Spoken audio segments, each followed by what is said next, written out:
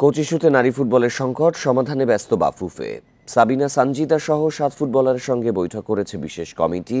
বৃহস্পতিবারের মধ্যে রিপোর্ট দেওয়ার কথা বলেছেন ইমরুল হাসান।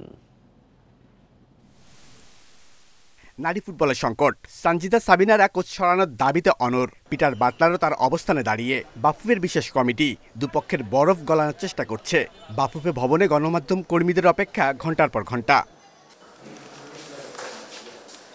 রোববার সাবিনা সানজিদা সহ 7 ফুটবলারের সঙ্গে কথা বলেন তদন্ত কমিটির সদস্যরা।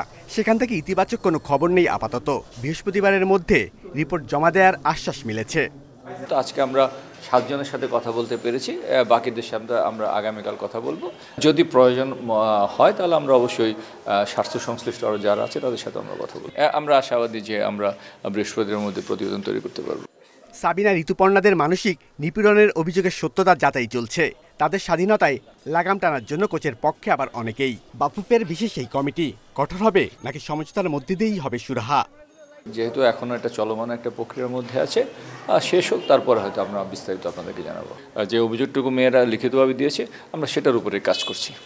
26 ফেব্রুয়ারি আরব আমিরাতে ফিফা ফ্রেন্ডলি, পরের ম্যাচ 2 মার্চ। এই অবস্থায় সফর অনিশ্চয়তার মুখে পড়েছে। Shamim Ahmed, independent news, Dhaka.